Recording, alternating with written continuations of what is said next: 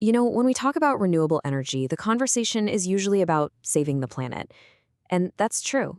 But this is about something else, something just as powerful: saving money.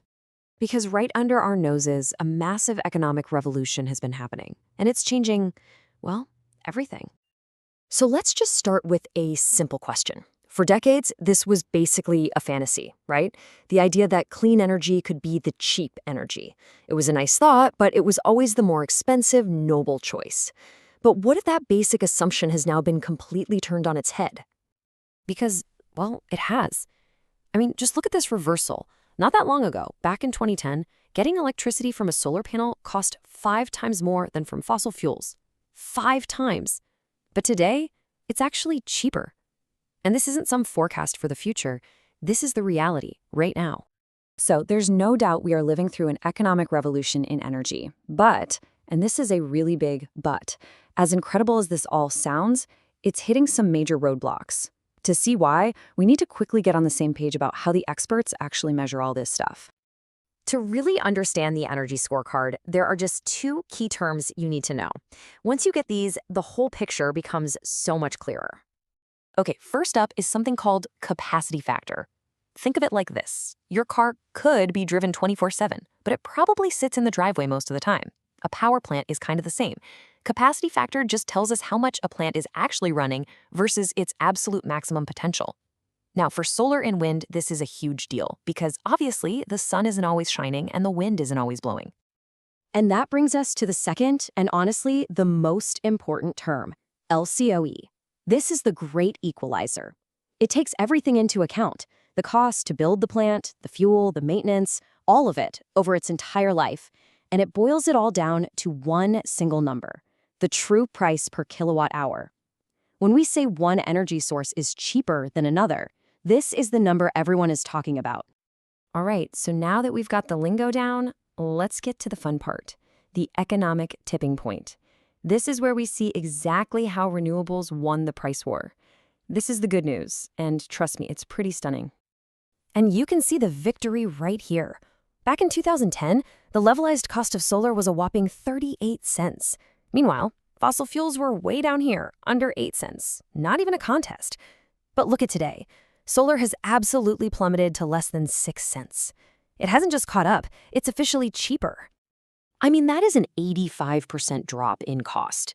In 1 decade, that's not just an improvement, that is a technological miracle. It happened because the tech got way better, manufacturing got huge, and installation got way, way cheaper.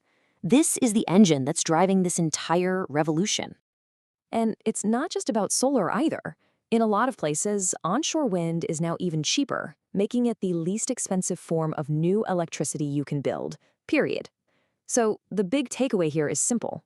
Economically speaking, renewables have won the electricity race. So that leads to a pretty big question, doesn't it? If clean energy is now the cheapest option, why isn't everything covered in solar panels and wind turbines? Why aren't we transitioning our entire system overnight? Well, it turns out we've only been looking at one piece of a much, much bigger energy puzzle. This chart right here is probably the most surprising one for a lot of people. When we think energy, we think about flipping a light switch, right? But look, that's only 17% of how we use energy globally. The giant slices of the pie are actually heating and cooling. That's everything from industrial furnaces to your home's air conditioner, and transportation, our cars, ships, and planes. And this is where we see the problem. In that small electricity slice, we're making fantastic progress. 28% renewable, and it's growing fast. Awesome. But look at the huge heating and cooling sector, only 11% renewable. And transportation, it's a disaster, less than 4%.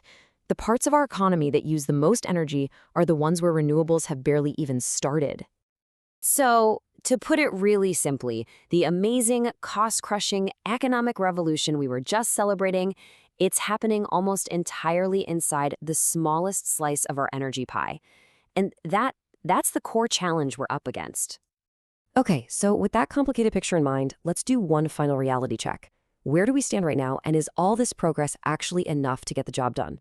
Let's start with more fantastic news. When it comes to building the future of energy, the world is making a pretty clear choice.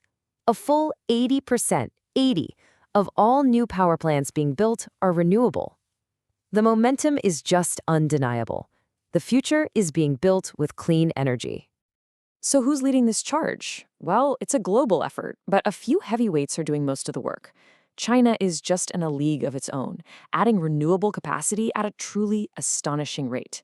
The European Union, the US, and India are also huge players, and they're all building out their clean energy systems like crazy. But, and you knew there was a but coming, here's the final and kind of sobering takeaway. Even with all this incredible progress, the world's top climate scientists are telling us it's just not fast enough. To hit our climate targets, to keep warming in a manageable place, we don't just need to keep this growth up. We need to triple the rate we're going. Triple it, year after year. So here's where we learned. The economic tipping point has happened. The technology is here, and it's cheaper. The revolution is no longer a question of if it's happening. The real question is, how fast? The challenge now is to take that incredible success we've had in the electricity sector and figure out how to do it everywhere else, across the entire energy economy, before the clock runs out.